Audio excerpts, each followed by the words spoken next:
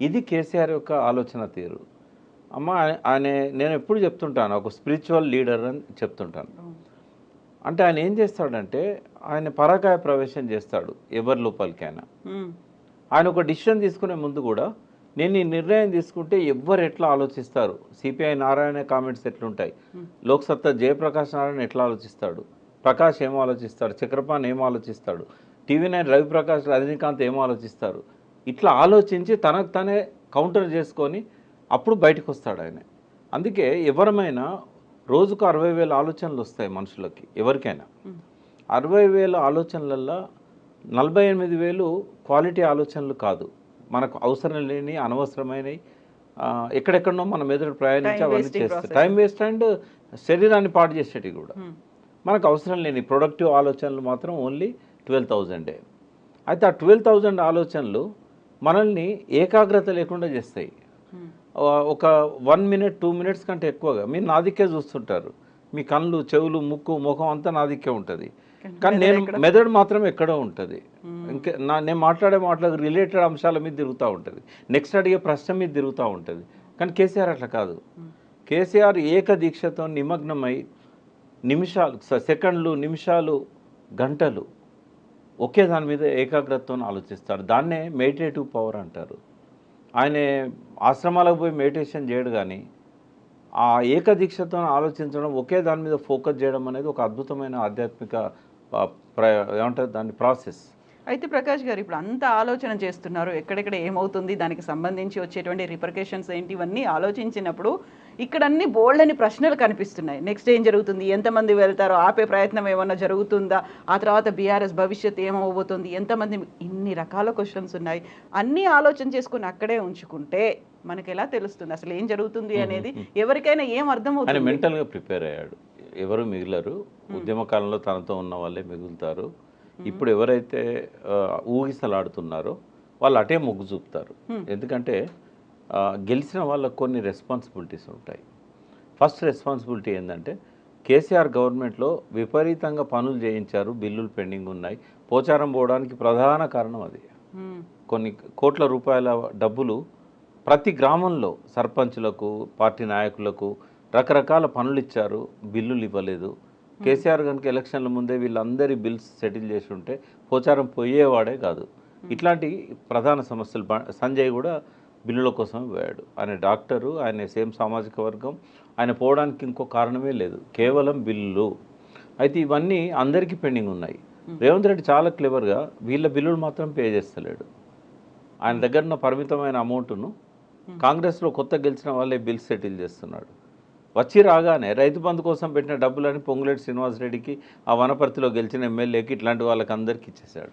అవి రైతు బంధు డబ్బులు అవి, అందుకే లేట్ అయింది రైతు బంధు. సో అట్లా చేయడం వల్ల ఏమవుతుందంటే ప్రజలు ఒత్తిడి ఉంది వాళ్ళ మీద, మా బిల్లులు లేవమ్మా, మాకు సూసైడల్ టెండెన్సీస్ వస్తున్నాయి, మాకు ఆత్మహత్య తప్ప వేరే మార్గం లేదు. లిటరరీ పోచారం శ్రీనివాసరెడ్డి ఒక స్టేట్మెంటు, ఆయన గవర్నర్ ముఖ్యమంత్రి ఎవరికో ఒక అల్టిమేటం ఇచ్చాడు, నేను నా పిల్లలందరం వచ్చి ధర్నా చేస్తాము మాకు బిల్లులు ఇవ్వకపోతే అనే స్టేట్మెంట్ వచ్చింది పోచారం అంతకుముందు, జాయిన్ కావడానికంటే ముందు. అంటే ఈ స్థాయిలో హరాస్మెంట్ ఉన్నప్పుడు తప్పకుండా వెళ్తారు కదా, ఎవరు అవుతారు?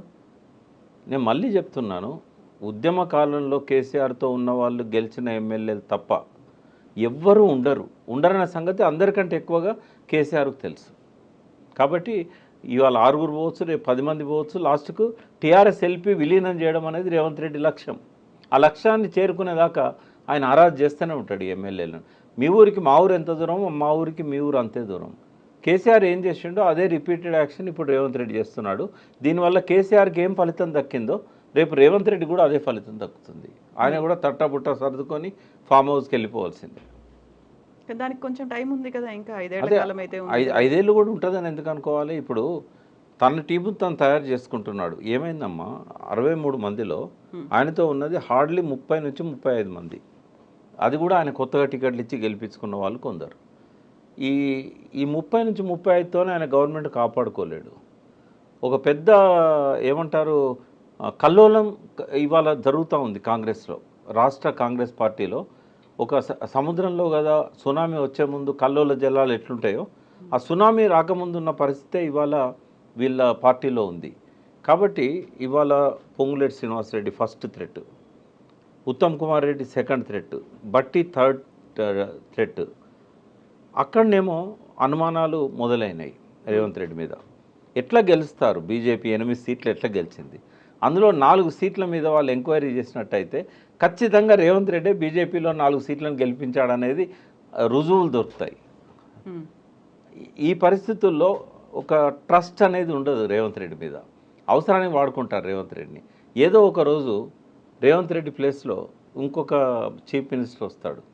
ఆ పరిస్థితి వస్తుందని రేవంత్ రెడ్డి తెలుసు, ఆ పరిస్థితి వస్తుందని రాహుల్ గాంధీకి తెలుసు, ఆ పరిస్థితి తీసుకొచ్చే వాళ్ళకు కూడా తెలుసు. ఆ పరిస్థితి వచ్చినాడు ధిక్కరించి కాంగ్రెస్ను, తనతో వచ్చిన టీఆర్ఎస్ ఎమ్మెల్యేలని, బీఆర్ఎస్ ఎమ్మెల్యేలని, తను టికెట్లు ఇచ్చిన ఎమ్మెల్యేలను తను 65, 62, 63 దాకా కాపాడుకోవాలి. కానీ బిగ్ డ్రీమర్ రేవంత్ రెడ్డి. ఆయన 70, 80 దాకా తన సంఖ్యను తీసుకుపోవడానికి ఎవరితోనైనా అండర్స్టాండింగ్కి వస్తాడు. ఇవాళ చంద్రబాబును దించాడు, రేపు మోడీతో ఉన్న సయోధ్యను ఉపయోగించుకొని ఆ బీజేపీ 8 మంది ఎమ్మెల్యేలను కూడా తీసుకొస్తాడు. ఆ ఈడీని, సిబిఐని తనకు దరికి రాని ఎమ్మెల్యేల మీదకి పంపిస్తాడు. ఏదైనా జరగవచ్చు. ఇప్పుడు ఏదైనా జరగవచ్చు. రేవంత్ సర్కార్కి కావాల్సినటువంటి ఆ మద్దతు ఎమ్మెల్యేల దగ్గర నుంచి లేదు అనుకున్నప్పుడు కేసీఆరే ఒక రకమైన స్ట్రాటజీని ఉపయోగించి తనకున్నటువంటి ఈ ఎక్స్పీరియన్స్ ఇంతకాలం జరిగిందంతా చూసిన తర్వాత ఆ దిశగా ఎందుకు ఆలోచించలేకపోయారు మరి? కేసీఆర్కి ఇప్పుడు ఒక మంచి సమయం దొరికిందమ్మా. ఆయన ఒకటి ఫస్ట్ హెల్తీగా ఉండడానికి రిలాక్స్ కావాల్సిన అవసరం ఉంది. రెండవది మళ్ళీ లేవడానికి వాళ్ళు ఏమంటున్నారు, వాళ్ళ పార్టీ వాళ్ళు, ఫీనిక్స్లో నుంచి కేసీఆర్ మళ్ళీ లేస్తాడు ఒక పక్షిలాగా, ఫీనిక్స్ పక్షిలాగా. నేనేమంటున్నా, అంత అధ్వాన్నమైన పరిస్థితి మీకు లేదు బాబు, బూడిద కాలేదు మీరు. ఇవాళకి మీకు గ్రామాలలో వార్డు మెంబర్ల దగ్గర నుంచి జిల్లా పరిషత్ చైర్మన్ల దాకా పటిష్టమైన లీడర్షిప్ ఉంది, 60 లక్షల మెంబర్షిప్ ఉంది, క్రియాశీలక కార్యకర్తలు ఉన్నారు. చేసిన తప్పేందంటే వాటిని అనుసంధానం చేయలేదు. ఒక దారం సూది పట్టుకొని పూలన్నీ వెతుక్కుంటూ కూర్చుకుంటూ పోయినట్టయితే కేసీఆర్కి ఒక అద్భుతమైన మాల ఏర్పడుతుంది, లీడర్షిప్ మాల. ఆ పని చేయడానికి ఇప్పుడు ఆయనకు ఆ విశ్రాంత సమయాన్ని ఉపయోగించుకున్నట్టయితే ఒక్కటి గుర్తుపెట్టుకోండి, కేసీఆర్ బలం ఎమ్మెల్యేల స్ట్రెంత్లో లేదు, కేసీఆర్ బలం ఎమ్మెల్సీలలో లేదు. కేసీఆర్ బలం ప్రజల లోపల రేకెత్తుతున్న కొత్త ఆలోచనలు, పశ్చాత్తాపం లోపల ఆయన బలం ఉన్నది. ఇవాళ జేకొట్టిన చేతులే ఇవాళ నిరుద్యోగుల పిడికిళ్ళై బిగిస్తున్నారు. ఏ బొగ్గు గనులలోనైతే 100% ఓట్లు కాంగ్రెస్కి వచ్చినాయో ఒక్క సీటు కూడా రాలేదు బొగ్గు గనుల ప్రాంతంలో. ఆ బొగ్గు గనుల లోపలనే ఇవాళ మంట మండుతున్నది, గనులు వేలం వేసినందుకు. రైతుల లోపల అసంతృప్తి కాళేశ్వరం నీళ్లను ఏసంగి పంటలకు ఇవ్వకుండా మార్చిన నాడే మొదలైంది. మళ్ళీ ఆత్మహత్యల దిక్కు సమాజం పోతున్నది, చేనేతకారుల ఆత్మహత్యలు పెరుగుతూ ఉన్నాయి. ఇవన్నీ కేసీఆర్ బలం అమ్మ. ఈ ప్రజల లోపల వస్తున్న అయ్యో మేము తప్పు చేశామే అనే ఒక పశ్చాత్తాపం, అది 1% ప్రజల్లో ఉన్నా కూడా అందులో కేసీఆర్ బలం ఉంది. నిరాశ నిస్పృహల్లో కేసీఆర్ బలం ఉన్నది. అయ్యో కేసీఆర్ ఉన్నప్పుడు ఇట్లా జరగలేదే అనే ఆలోచనలల్లో కేసీఆర్ బలం ఉన్నది. ఆలోచనలే పెట్టని కోట. నేను ఇంకా కొంచెం పోయిటిక్గా చెప్తాను. తొలి సంధ్య వేళలో తన కిరణాలతోని వెలుగులు పంచి మండు టెండల్లా కొలిమిలాగా మారి అస్తమిస్తున్న సూర్యుడు రేవంత్ రెడ్డి. మసక చీకట్లు తొలగిపోతుంటే సూర్యోదయం అడుగులేస్తున్నవాడు కేసీఆర్. కాబట్టి భవిష్యత్తు కేసీఆర్ తప్ప భవిష్యత్తు రేవంత్ రెడ్డి కాదు. అయితే ఇప్పటికి ఉన్న వాళ్ళందరూ వెళ్ళిపోయిన తర్వాత, ఎమ్మెల్యేలందరూ వెళ్ళిపోయిన తర్వాత, గతంలోనే ముందు నుంచి టీఆర్ఎస్ పార్టీ కోసం పనిచేసినటువంటి కార్యకర్తల్ని నాయకులుగా ఎదగనివ్వలేదు, లేకుంటే వాళ్ళకి సరైన అవకాశాలు ఇవ్వకుండా పక్క పార్టీల నుంచి తెచ్చుకున్నారు అనుకున్నప్పుడు అక్కడ ఒక అసంతృప్తి ఉంది. ఇక్కడ నుంచి వెళ్ళిపోతున్న వాళ్ళలో ఇక్కడ ఒక గ్యాప్ అనేది కూడా ఏర్పడుతుంది. దీన్ని ఎలా ఫీల్ చేసుకుంటారు? మీరు అన్నట్టుగా ఇప్పటికే అయితే ఫామ్ హౌస్కి వచ్చిన వాళ్ళని కలుస్తున్నారు, అంతకు మించి పెద్ద కార్యాచరణ ఏమీ కనిపించట్లేదు. ఇవన్నీ అన్నప్పుడు మళ్ళీ తిరిగి ఆ బలాన్ని ఎలా పునరుద్ధరించుకుంటారు? ఒకటి, తను చేసిన తప్పులను సమీక్షించుకోవడానికి ఇది ఒక మంచి సమయం. ఆ తప్పులను ఎవరైతే బాధితులు ఉన్నారో వాళ్ళతో పంచుకోవడానికి పొరపాటు జరిగింది, ఇప్పటి నుంచి మనం మంచిగా పోదాం, నేను మళ్ళీ అటువంటి రిపీట్ చేయను అనే ఒక విశ్వాసాన్ని, నమ్మకాన్ని ఆ క్యాడర్లో కలిగించాల్సిన అవసరం ఉంది. రాజకీయాల్లో ఎవరు పనికిరాని వాళ్ళు కాదు, క్రికెట్లో ఏ బాల్ కూడా పనికిరానిది కాదు. ప్రతి బాల్ను అవసరమైతే ఉపయోగించుకునే విధంగా బ్యాట్స్మెన్ సిద్ధంగా ఉండాలి. ఇక్కడ కూడా ఒక లీడర్ అనేవాడు చిన్న గడ్డి పరక లాంటి ఒక చిన్న గ్రామీణ స్థాయి వ్యక్తిని కూడా దూరం పెట్టకూడదు. ఆయన చేసిన తప్పది. మానవ సంబంధాలు దానికి సంబంధించిన అంశాలలో ఆయన చాలా తప్పులు చేశాడు. అంటే relationship is key to the success అంటారు. ఎగ్జాక్ట్లీ రిలేషన్షిప్ అనేది ఆయన మెయింటైన్ చేయలేదు ఎవరితో. Not even ministers, not even MLAs, not even ఆయన ఎమ్మెల్సీలు, ఆయన కుటుంబ సభ్యులు ఎవరితో కూడా రిలేషన్షిప్ అనేది ఆయన మెయింటైన్ చేయలేదు. తాను ఒక్కడే అయిపోయాడు. ఆయన ఏకాంత జీవితం గడిపాడు. మానసికంగా కూడా ఏకాకి అయిపోయాడు. థింక్ ట్యాంక్ లేదు, ఆయన చుట్టూ ఎవరు లేరు.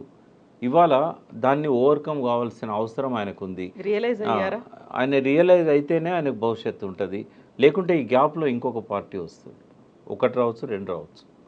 ఇవాళ రేవంత్ రెడ్డి సీఎం అయిన తర్వాత ఒక 10-15 మంది తయారయ్యారు. మేము కూడా సీఎంలం అవుతాం, మేము కూడా ఆయనలాగా ప్యాషనేట్గా ఆలోచిస్తాం. మనం మాట్లాడుకుంటాం కదా, ప్యాషనేట్గా ఉంటే ప్రకృతి సహకరిస్తుంది అని.